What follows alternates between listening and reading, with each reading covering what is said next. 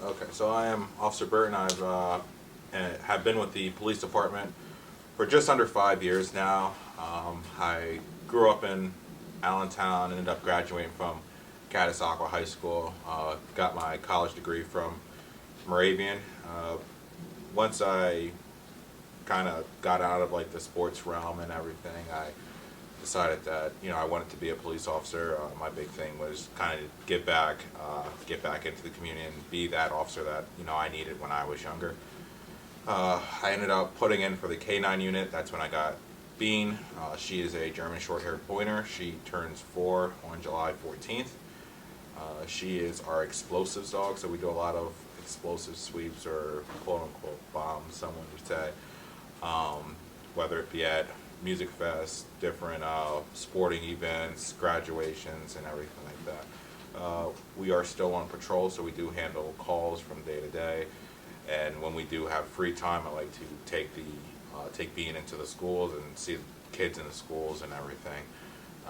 We do different events with the schools, whether it be pizza, donuts. We just did an egg drop with one of the schools, or just coming in for playing in gym class when it's raining, or something to that nature.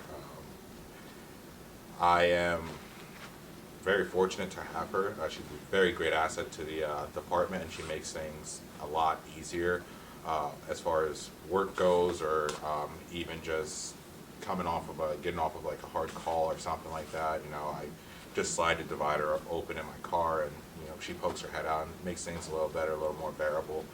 The book I'm going to be reading for you guys is Officer Buckle and Gloria.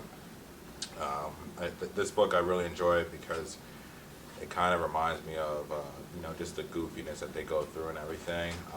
A lot of people look at a police dog and they're saying they're very serious and are scary and stuff like that. But when you get down to it, they're really a dog, and they really like to have fun and be goofy as well. So I will start reading Officer Buckle and Gloria. Officer Buckle knew more safety tips than anyone else in Napville. Every time he thought of a new one, he thumbtacked it to his bulletin board. Safety tip number 77: never stand on a swivel chair. Officer Buckle shared his safety tips with the students at Napville School. No one ever listened. Sometimes there was snoring. Afterwards, it was business as usual. Mrs. Topple, the principal, took down the welcome banner. Never stand on a swivel chair, said Officer Buckle, but Mrs. Topple didn't hear him. Then one day, Napville Police Department brought a police dog named Gloria. When it was time for Officer Buckle to give a safety speech at school, Gloria went along.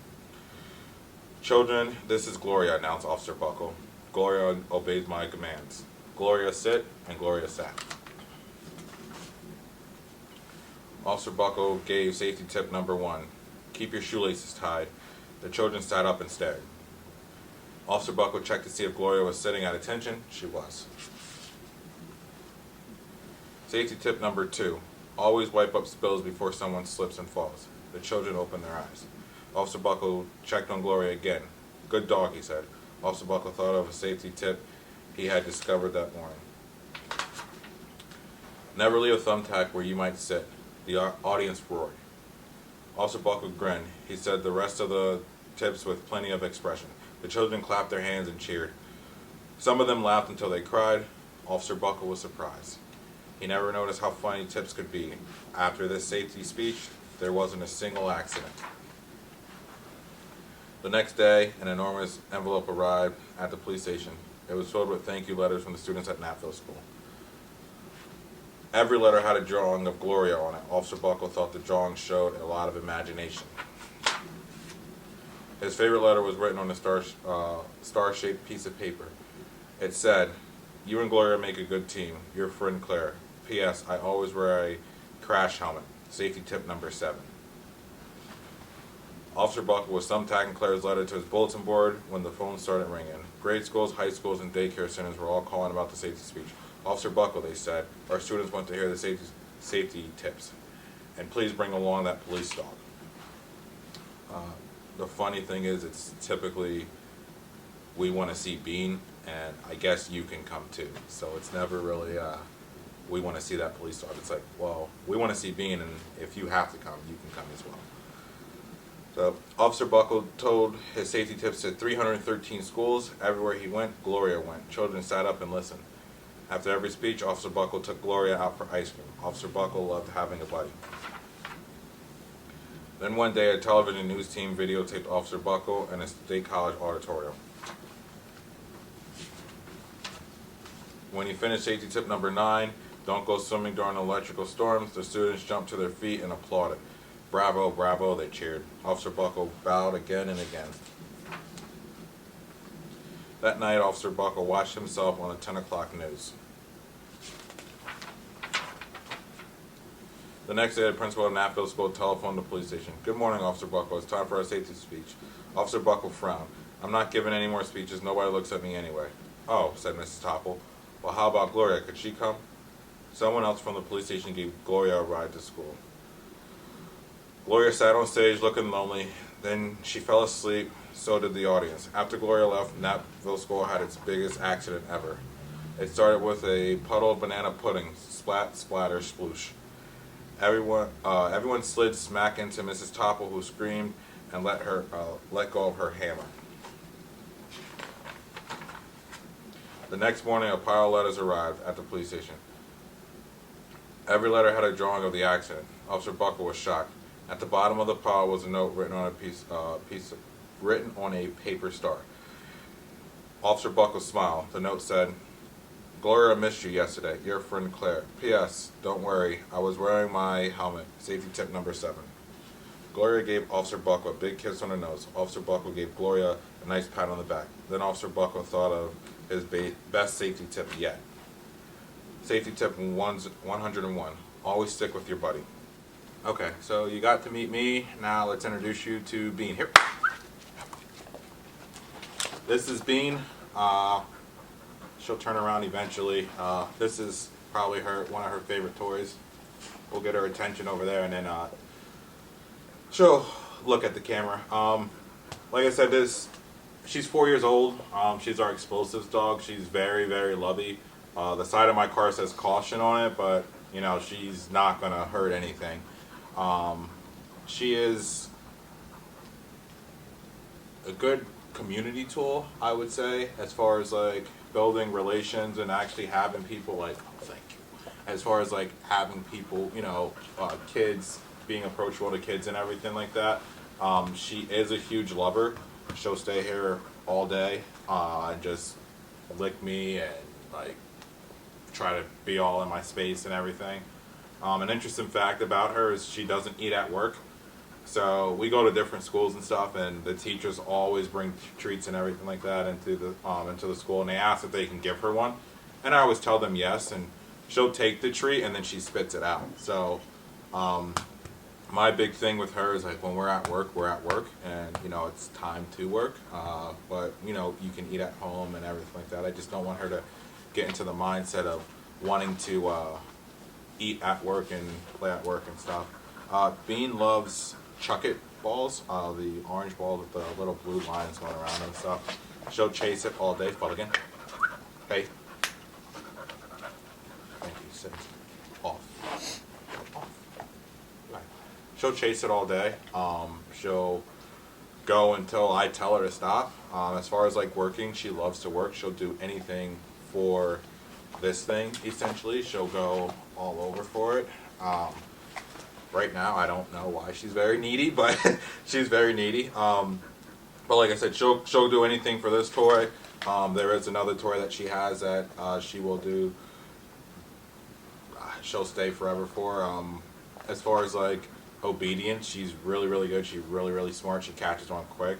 I can have her in a down position at the back of a end zone on a football field, and then walk to the other end of the football field, walk back, and then she'll still stay in a down position. She does have an Instagram. It is K9Bean. We do a lot of the things that we go to are on there, and then a lot of the people that we meet in different events that we do and everything, they're all on there. But yeah, this is Bean. I'll get her to turn around for you at some point, and after we're done here, you're going to do a great craft with Taylor. I think that you guys would really enjoy that, and I think it's going to be a lot of fun. All right, sit. So this is Bean here. She's she's ready to go. She just wants to play. Here, come here. Up. I know. Sit. Or lay, whatever. Lay. So this is Bean. She's really fun to look at, really fun to play with, and yeah, that's about it. So girl, here. Hello, my name is Taylor, and we're going to be doing a fun dog craft after reading the fabulous book, Officer Buckle and Gloria. So, the things you'll need for this craft today is some cardstock. I would recommend cardstock rather than regular paper because it's a little bit thicker.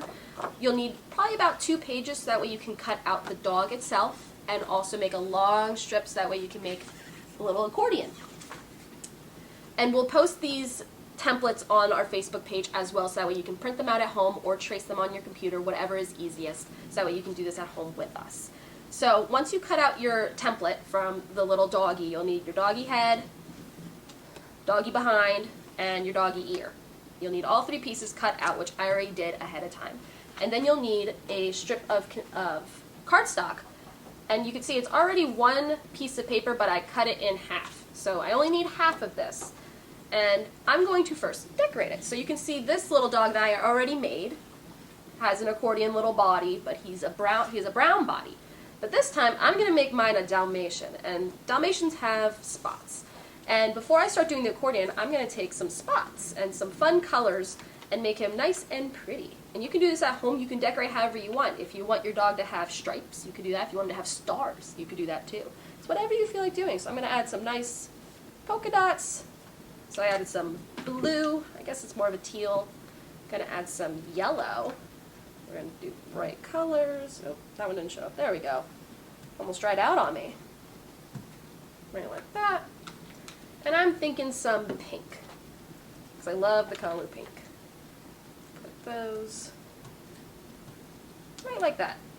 So on my half sheet of cardstock paper, I just put some polka dots. You could do it with regular marker, you could do it with crayon, colored pencil, whatever you have at home. I did it with some bingo dotters. I think that's what these are. A dab of ink is what they're called. So I'm going to let that dry for a little bit, and then I'm going to do it also on my dog because he needs some spots too. And this is the fun part where you can do really whatever you want. There is no wrong way to decorate your dog, luckily. You just make him nice and pretty. You can have as many colors as you want. You can have him have a purple body for all you, whatever you feel like doing. I'm going to also add there, and also on his ear. Don't forget the ear. And dogs are pretty cool. Dogs are one of my favorite animals, actually. I like dogs a lot. There we go. So you can see he's all polka dot out. You see a lot of colors on this guy. He's nice and cute. A lot of pretty, pretty colors. And the best way to start doing the accordion is you just kind of fold. So I'm going to start on one side. We're just going to add some ink to the other side. That's okay. And you kind of fold like one strip, like 1 inch at a time, I'm estimating. And if you don't know how big an inch is, if you don't have a ruler, it's about the size of your knuckle. If you go like this, right, like that, about the same size. And it doesn't have to be perfect. And then once I fold it in half this way, I flip the paper upside down and go the opposite direction. Right, like that. And then you can see now I have 2 of them bent like that. Go on the opposite side, flip it, and go down, press it down, make sure it's nice and solid. And I'm getting ink all over myself, so don't do this. Be a little bit more clean compared to me, but that's okay. I'm going to push it down, make sure the fold is nice and good. You can see it's still going. And I'm going to keep doing this all the way till the very end when it's completely folded. I kind of like the messiness of this. You can see. So now he has a bunch of different colors all over the place since the ink went all over, but that's okay. I like the cool marks that he'll have. Now I have one more. So you can see now it's kind of like a good old accordion, like that, after you fold everything up. And now you'll just attach both ends of the dog to either side of the long piece of paper. And I'm using tape just for the sake of drying because it's already wet enough with these spots. And just like that. And I'm taping both sides because I don't want my dog falling apart on me. And like this. So I did the dog head. And don't forget to check our Facebook page. That is where our template is. And if you can't print at home, you can always pick up in the reading room. We'll have extra ones printed.